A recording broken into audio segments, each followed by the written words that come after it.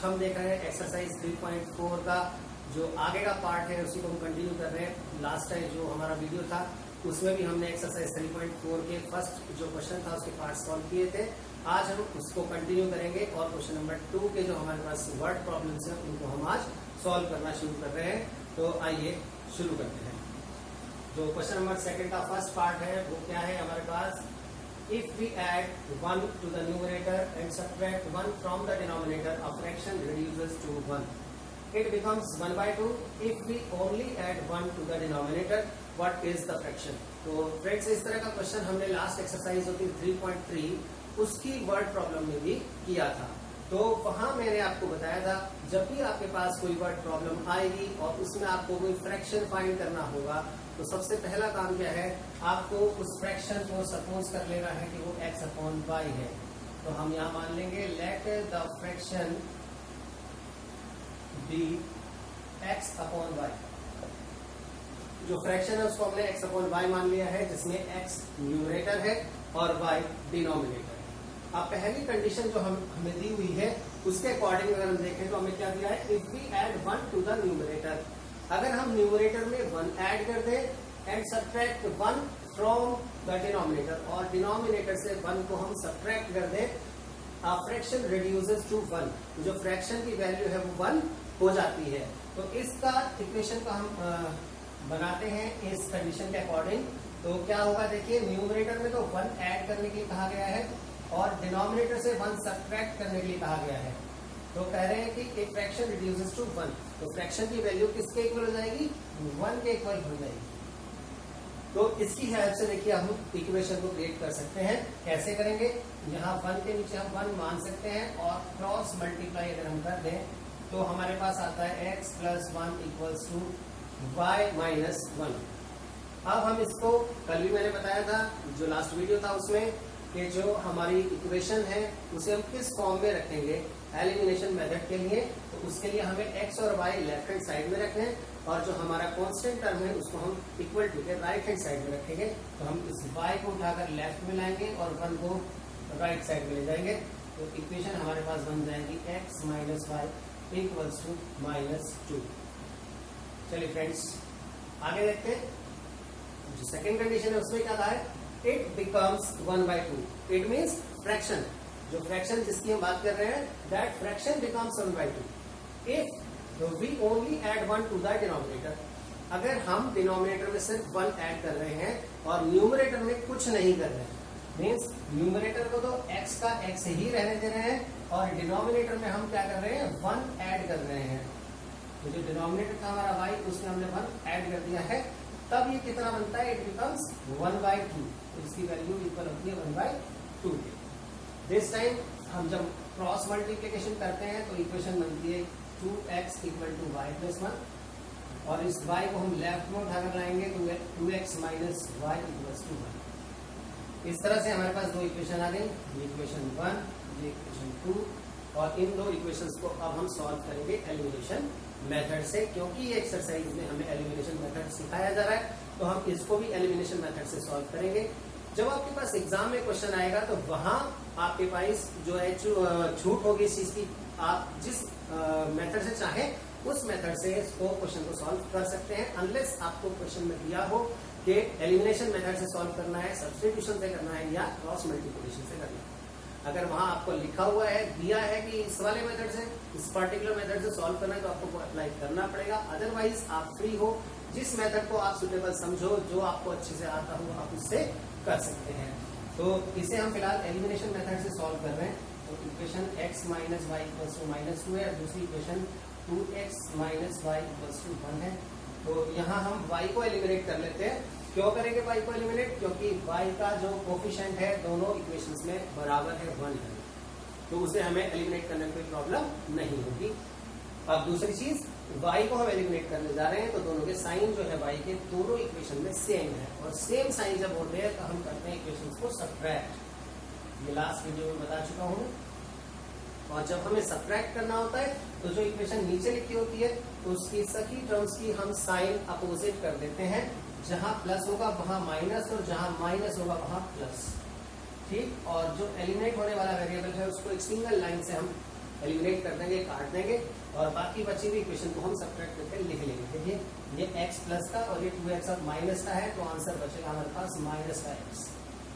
ऐसे यहाँ -2 है, ये 1 अब माइनस का है, तो माइनस माइनस प्लस हो जाएंगे, 2 और 1 3 हो जाएगा, साइन माइनस का ही आएगा। और यहाँ से माइनस से आप माइनस को कैंसिल करेंगे तो x की वैल्यू आती है 3। और ये जो वैल्यू 3 है हम फर्स्ट या सेकंड कोई सी भी इक्वेशन में पुट कर सकते हैं। मैं इसे पुट कर दे रहा हूँ इन इक्वेशन 2 में रख दे रहा हूँ मैं यहाँ पर। तो 2 मल्टीप्लाई 3, 2 x और 2 के बीच में मल्टीप्लाई का साइन है, तो x की जगह मैंने 3 रख दिया और बीच में मल्टीप्लाई आ गया। Minus y equal to 1, 3 to the 6 minus y equal to 1, minus y equal to 1 minus 6, minus y equal to minus 5 और y की वैल्यू आ जाएगी यहाँ से 5। तो इस तरह से हमारी x और y की वैल्यू आ गई है। अब मैं बताने जा रहा हूँ कि प्रॉब्लम कहाँ आएगी लास्ट में। जो बच्चों से मिस्टेक होती है वो क्या होती है, क्वेश्चन को पूरा नहीं पढ़ते हैं। क्वेश्चन को पूरा पढ़िए, लास्ट में क्या पूछा है ये देख लीजिए। क्वेश्चन में पूछा है व्हाट इज द फ्रैक्शन। यहाँ ये नहीं कहा कि आपसे x और y की वैल्यू निकालिए, x और y की वैल्यूज आ गई है लेकिन आपसे फ्रैक्शन पूछा है। तो अभी आपका लास्ट में आधे नंबर का काम रह गया है क्वेश्चन में, और वो ये है कि फ्रैक्शन का आंसर क्या होगा। तो फ्रैक्शन का आंसर जो हो गया हमारे पास, तो therefore fraction is numerator upon denominator. Numerator क्या था हमारा x, दैट इज 3, और जो हमारा डिनोमिनेटर था वो था y, दैट इज 5। फ्रैक्शन की जो वैल्यू है वो आई हमारे पास 3/5। तो इस क्वेश्चन का जो आंसर है हमारा वो है 3/5। इसे ध्यान रखें, फ्रैक्शन वाले क्वेश्चंस में यहाँ x और y की वैल्यू निकालकर ना छोड़ें, ठीक, इसके आगे फ्रैक्शन ही निकालेंगे। तो ये था हमारा क्वेश्चन नंबर 2 का फर्स्ट पार्ट। आगे क्वेश्चन चलिए मैं एक बार पढ़ देता हूँ। सेकंड क्वेश्चन का जो सेकंड पार्ट है उसके बाद हम इसे सॉल्व करेंगे। 5 years ago, Nuri was thrice as old as Sonu. 10 years later, Nuri will be twice as old as Sonu. How old are Nuri and Sonu? ये एज वाला हमारे पास क्वेश्चन आया है। इस तरह का क्वेश्चन हमने पहले किए हुए हैं, तो उसी के बेस पे हम यहाँ पे इसकी इक्वेशंस पहले बनाएंगे और फिर उन्हें एलिमिनेशन मेथड से सॉल्व करेंगे। तो देखिए ये इक्वेशंस बनाना बहुत सिंपल है, केवल आपको लैंग्वेज पढ़नी है और लैंग्वेज के अकॉर्डिंग चीजों को मैथ्स की भाषा में लिखते चले जाना है। सबसे पहले तो हमें क्या करना है कि जो उनकी प्रेजेंट एज है उसको हम x और y मान लेंगे। ये जितने भी एज वाले क्वेश्चन आएंगे उसमें आपको यही करना है, जो प्रेजेंट एज है उसको x और y मान लीजिए। तो चलिए सबसे पहले हम मान लेते हैं कि लेट जो नूरी है उसकी प्रेजेंट एज जो है B x years and that of Sonu be y years। दोनों की जो प्रेजेंट एज है हमने x और y मान ली है। नूरी की हमने x एज मानी है जो प्रेजेंट एज है, और सोनू की जो प्रेजेंट एज है वो हमने y मानी है। अब हम पहली वाली जो हमें सिचुएशन दी हुई है उसके अकॉर्डिंग चल रहे हैं 5 years ago। तो इसके बारे में मेरे पिछले वीडियोस अगर आपने देखे तो उसमें मैंने बताया था जो एज वाले क्वेश्चंस आएंगे उसमें आपको एगो वर्ड का यूज होगा और हेंस वर्ड का यूज होगा, लेटर वर्ड का यूज होगा, बिफोर वर्ड का यूज होगा। इन वर्ड्स के मैंने अपने अपने मतलब बताए थे। तो वहां मैंने बताया था कि एगो वर्ड जो है उसका मतलब माइनस होता है। तो सबसे पहले क्या काम करना है आपको, दोनों को जो एज है जो प्रेजेंट एज दोनों की उनको इक्वल टू का साइन लगा के लिख लीजिए। उसके बाद देखिए एगो और लेटर वाले में से किसकी बात हो रही है। यहाँ एगो की बात हो रही है, कितने ईयर्स है वो 5 years एगो। तो दोनों की एज को 5 years एगो ले चलते हैं, हम 5 साल पहले ले चलते हैं। कैसे जाएंगे, दोनों की एज से 5 साल घटा दीजिए, माइनस कर दीजिए, दोनों की एज 5 साल पहले आ गई। 5 साल पहले था क्या, नूरी जो थी वो सोनू से 3 times बड़ी थी, यानी थ्राइस थी। थ्राइस का मतलब 3 times बड़ी थी। तो कौन बड़ी थी, नूरी बड़ी थी। किससे बड़ी थी, सोनू से बड़ी थी। तो जिससे बड़ी थी उस वाली एज में हमें मल्टीप्लाई यहाँ करना होता है, ये मैं पहले भी आपको बता चुका हूँ। तो सोनू की एज y वाली थी, इसमें हमें 3 से मल्टीप्लाई कर देना है क्योंकि Noori was thrice as old as Sonu. I think ये बात आपको क्लियर हो गई होगी, ये कई वीडियोज में पहले भी मैं बता चुका हूँ। चलिए इसे हम सॉल्व करते हैं। तो इक्वेशन क्या बनेगी देखते हैं। हमने 3 के अंदर मल्टीप्लाई कर लिए, और वही लेफ्ट साइड पे हम x और y को रखेंगे, कांस्टेंट टर्म हम राइट साइड में ले जाएंगे। तो इसको 3y को लेफ्ट में लाते हैं और -5 को हम राइट में जब लेकर जाएंगे तो वो प्लस का हो जाएगा। इक्वेशन हमारे पास आती है x minus 3y equals to -10 और ये हमारी फर्स्ट इक्वेशन है। बिल्कुल इसी तरह हम चलते हैं सेकंड कंडीशन की तरफ। ये हमारी फर्स्ट कंडीशन थी और अब हम सेकंड कंडीशन में चल रहे हैं। तो सेकंड कंडीशन में वो कह रहे हैं कि 10 इयर्स लेटर, 10 साल बाद, 10 साल बाद आएगा। मैंने बताया था लेटर वर्ड का यूज है प्लस, ठीक। मैथ्स की भाषा में अगर हम बात करें लेटर का मतलब है प्लस, और वैसे हम बात करें नॉर्मल लैंग्वेज की भाषा में तो लेटर का मतलब बाद में। 10 साल बाद में, 10 साल बाद में कैसे होंगे? दोनों की एज प्रेजेंट लिखिए, x और y, और बीच में लगा दीजिए इक्वल टू का साइन, और दोनों को आप क्या कीजिए, आप 10 साल आगे पहुंचा दीजिए। ये नूरी की एज 10 साल आगे की हो गई और ये सोनू की एज हो गई 10 साल आगे की। अब इसमें क्या कहा है हमसे कि Noori will be twice as old as Sonu. Noori जो होगी वो सोनू से ट्वाइस होगी, यानी 2 गुनी बड़ी हो जाएगी। तो किससे होगी बड़ी? सोनू से बड़ी होगी, तो सोनू की एज में हम 2 से मल्टीप्लाई कर देंगे और देखिए हमारी इक्वेशन बन जाएगी।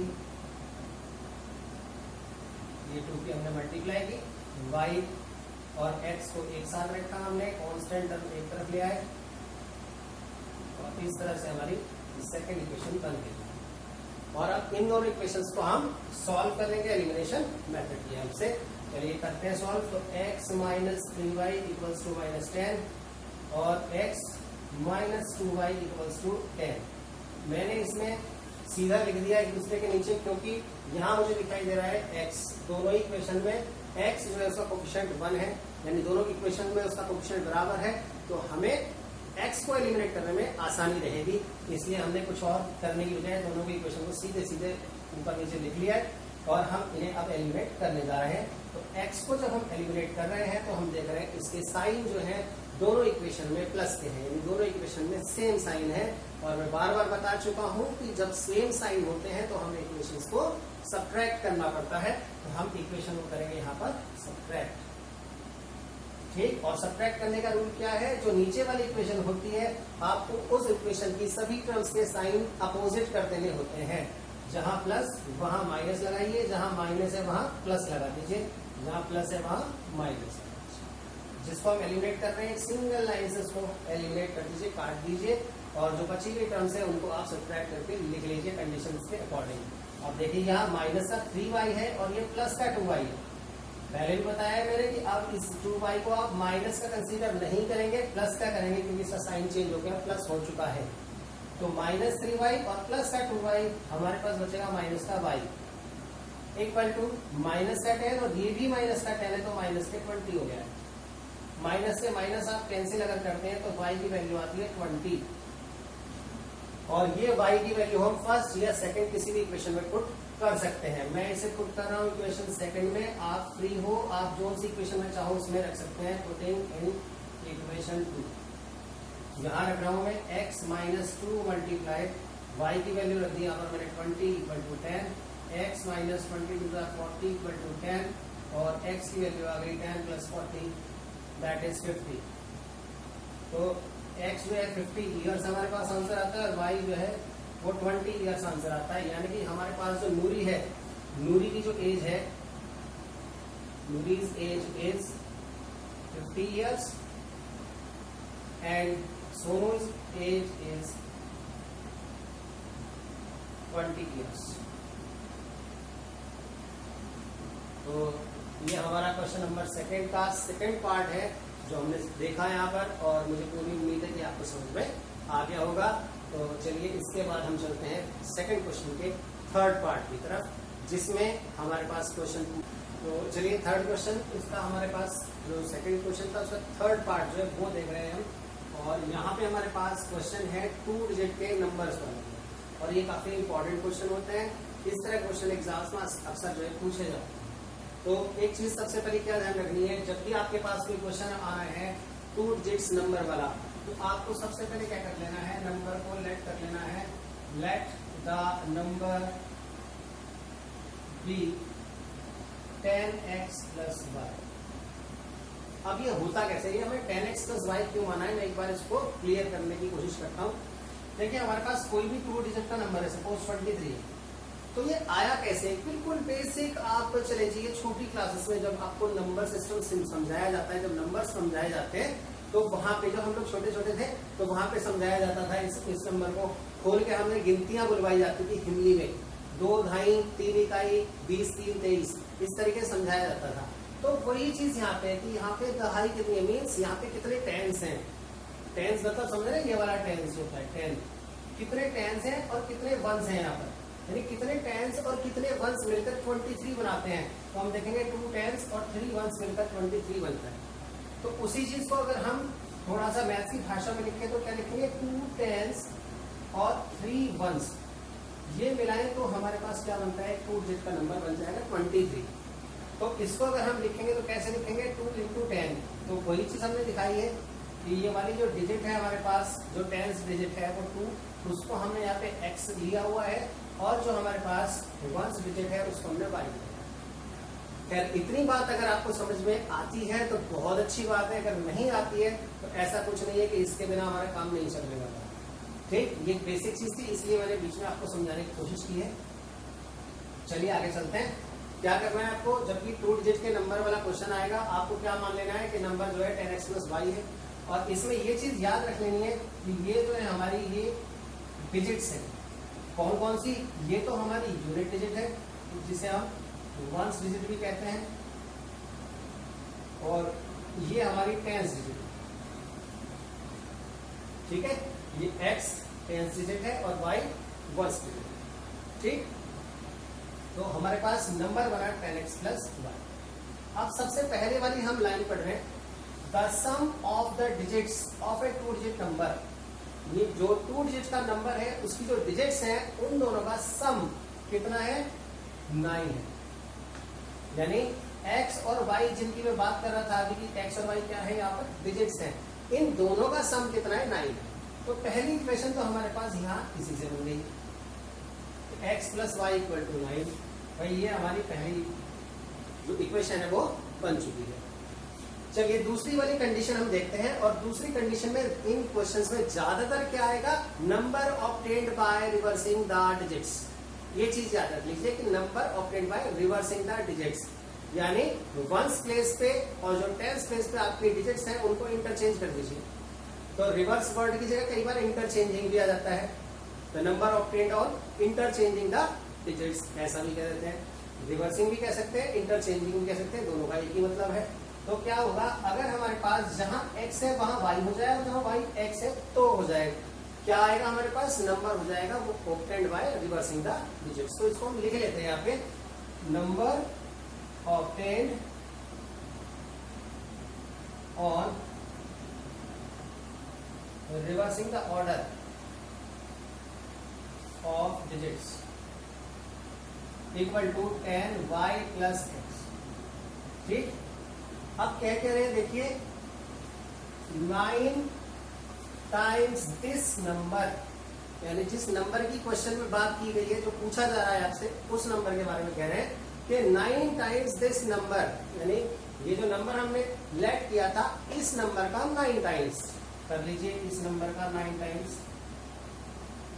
ठीक, इसका मतलब होता है इक्वल टू ट्वाइस का मतलब होता है 2 से multiply the number obtained by reversing the order of the digits, that is ये वाला नंबर। लो जी, बन गई इक्वेशन। कुछ है इसमें, क्या करना है, जो भी आपको लैंग्वेज दी है उसे पढ़ते जाइए और मैथ्स की टर्म्स यूज करते चले जाइए। लेकिन 9 टाइम्स, ठीक, फिर से देख रहे हैं एक बार, 9 टाइम्स का मतलब 9 से मल्टीप्लाई करो, कर दीजिए 9 से मल्टीप्लाई, किस में करो, दिस नंबर में करो। दिस नंबर कौन सा है भाई, जिसकी बात हो रही है क्वेश्चन में, किसकी बात हो रही थी, 10x प्लस वाई की बात हो रही थी, तो 9 की मल्टीप्लाई कर दी हमने 10x प्लस वाई में। फिर आ गया हमारे पास इज, तो इज का मतलब इक्वल टू होता है, मैं पहले बता चुका हूँ आपको, तो इज की जगह इक्वल टू लगा दिया। ट्वाइस का मतलब होता है 2 से मल्टीप्लाई कर दो, कर दिया जी 2 से मल्टीप्लाई। किसे करें, the number obtained by reversing the order of digits, जो नंबर हमें मिला है ऑर्डर्स को रिवर्स करने के बाद उसमें मल्टीप्लाई करेंगे, लिख दिया जी वाला नंबर। अब क्या करना है, बस इसे मल्टीप्लाई करके इक्वेशन क्रिएट कर दीजिए। कितना हो गया, 90x plus 9y equal to 20y plus 2x। इन्हें उठा के इधर लाइए।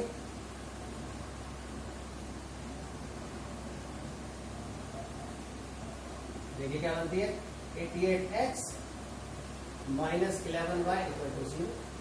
यहाँ 11 कॉमन आ रहा है, उसे कॉमन ले लीजिए और 11 को उधर भेज दीजिए 0 के साथ। तो 11 मल्टीप्लाई से इधर जाएगा, डिवाइड में 0 अपॉन 11 आंसर होगा 0।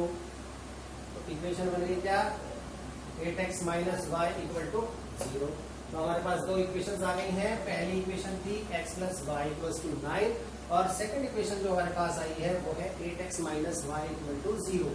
अब इन दोनों इक्वेशंस को हम सॉल्व कर देंगे एलिमिनेशन मेथड से।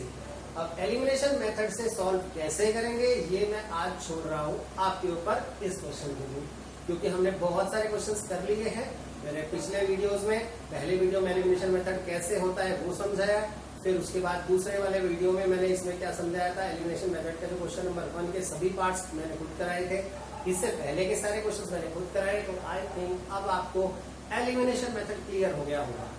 तो मैं यहाँ डायरेक्ट आंसर लिखूंगा, सॉल्व आपको खुद करना है।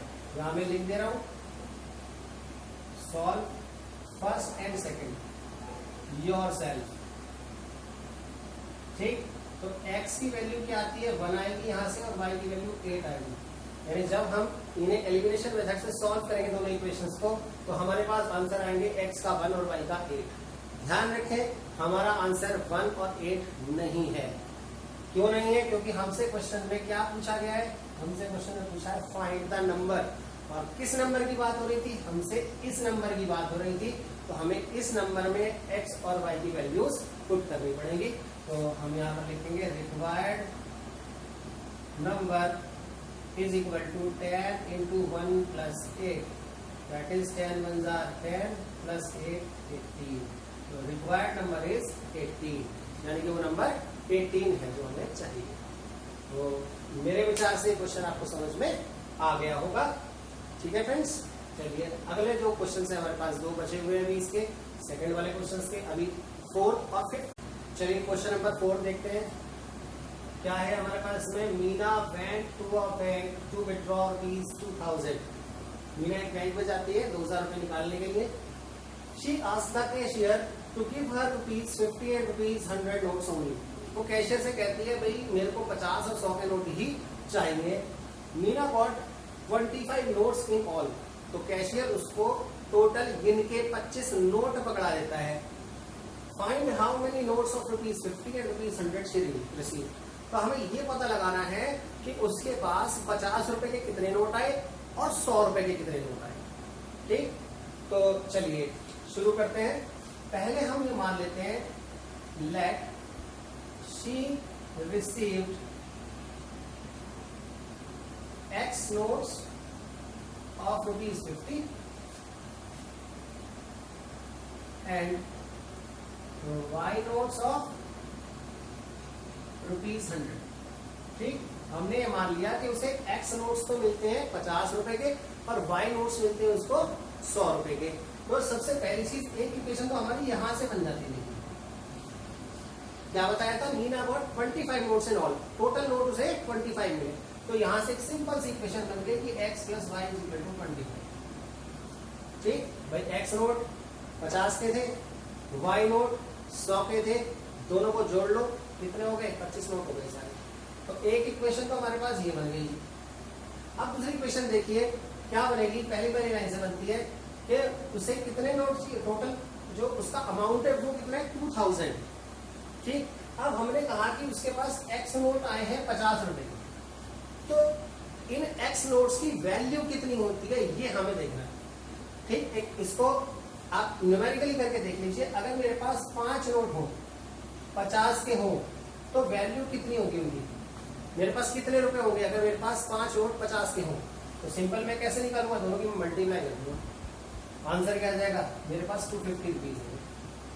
ठीक, अगर मेरे पास 10 नोट्स होंगे 100 के, तो कितनी वैल्यू होगी मेरे पास पैसों की, कितनी होगी, 1000 रुपए होगी।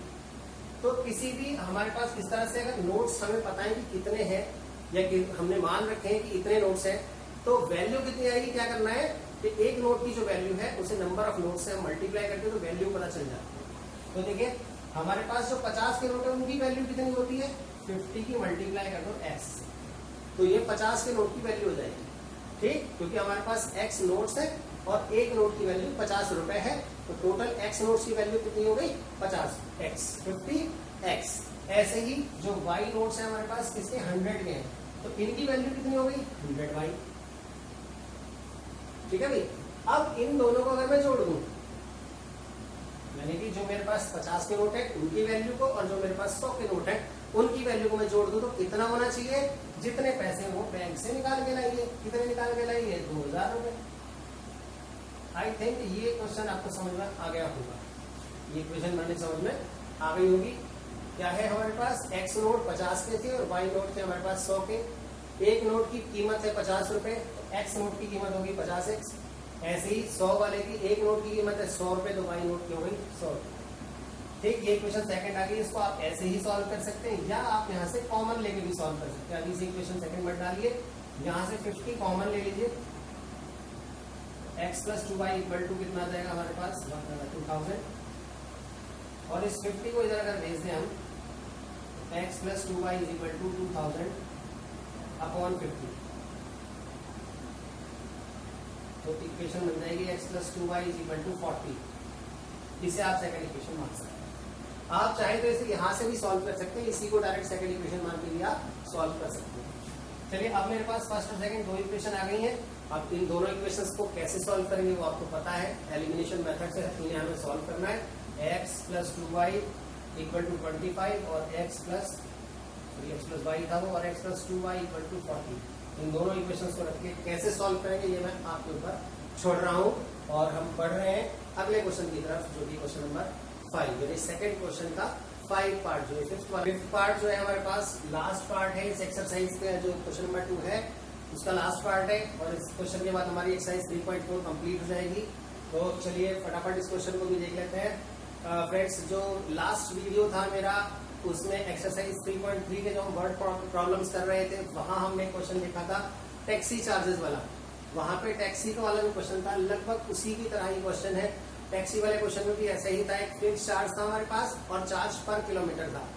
यहाँ पे क्या है हमारे पास, अगर कोई भी व्यक्ति, एक लैंडिंग लाइब्रेरी है, लैंडिंग लाइब्रेरी मीन्स एक ऐसी लाइब्रेरी जहाँ आप पढ़ने के लिए जाते हो, वहां से आप बुक्स अपने घर के लिए ला सकते हैं, वो लैंडिंग लाइब्रेरी होती है। वहाँ क्या जो रूल है वहाँ का वो ये है कि आप कोई भी बुक लेते हैं 3 दिन के लिए, तो उसके लिए फिक्स चार्ज है वो आपको देना ही देना है। और उसके बाद आप जो भी एक्स्ट्रा डेज के लिए बुक रखते हैं उसके लिए आपको पर डे के हिसाब से चार्ज करना है। यानी ये चीज ध्यान रखें, अगर कोई व्यक्ति 10 दिनों के लिए बुक लेता है तो 3 दिन का तो फिक्स चार्ज है, तो वो तो उसको देना ही देना है। उसके बाद 7 दिन एक्स्ट्रा बचते हैं, उस 7 दिन का चार्ज उसे देना होगा पर डे के हिसाब से। ठीक, तो हमें यही निकालना है कि ये 3 दिन वाला जो फिक्स्ड चार्ज है वो क्या है, और जो 7 डे वाला पर डे चार्ज है वो कितना है, ये हमें इस क्वेश्चन में फाइंड करना है। तो चलिए स्टार्ट करते हैं इस क्वेश्चन को। तो सबसे पहले हम मान लेते हैं कि जो नेट फिक्स चार्ज है, जो फिक्स्ड चार्जेस हैं फॉर फर्स्ट 3 डेज, वो ₹3 x, वो हमने x रुपीज मान लिए हैं, और चार्ज पर डे जो है आफ्टर 3 डेज, 3 दिनों के बाद, वो मान लेते हैं हम वो ₹y। ठीक, जो पहले 3 दिन का चार्ज है वो x रुपए फिक्स है, 3 दिन के बाद जितने भी दिन के लिए बुक्स ली जाएगी वो पर डे चार्ज है ₹y। ठीक, तो देखते हैं पहला केस जो है हमारे पास वो सरिता का है। Sarita paid ₹27 for a book cap for 7 days. Sarita ने, जो सरिता है सभी, उसने एक बुक 7 दिनों के लिए ली है, और उसने उस 7 दिनों के लिए जो रेंट पे किया है वो कितना किया है 27 डेज। 27 रुपीज उसको वो चार्ज पे करना पड़ा है। तो बुक उसने लिखी 7 डेज के लिए, तो इस 7 डे का आप डिवीजन कर लीजिए वैसे ही, कितने हिसाब से, 3 दिन का तो फिक्स चार्ज है वो तो हो गया x, बचा आपका कितना 4 दिन, वो 4 दिन आपको पे करना है ₹y के हिसाब से। तो एक दिन का y तो 4 दिन का कितना होगा 4/, बहुत सिंपल सा आपकी कैलकुलेशन है। देखिए 7 डेज है, 7 डेज के 2 टुकड़े कर लीजिए। पहले 3 दिन फिक्स है उसका x रुपीज, 3 दिन फिक्स है, बाद का जो चार्ज है वो 4 दिन के लिए होगा उसका, ठीक। वो 4 दिन के लिए क्या होगा पर डे का y है, तो 4 दिन का 4/, हो गया। अब इस पूरे चार्ज को अगर हम मिला देते हैं तो कितना रुपया खर्च करके आई है 27 रुपीज ने एक बुक के लिए खर्च किए हैं। तो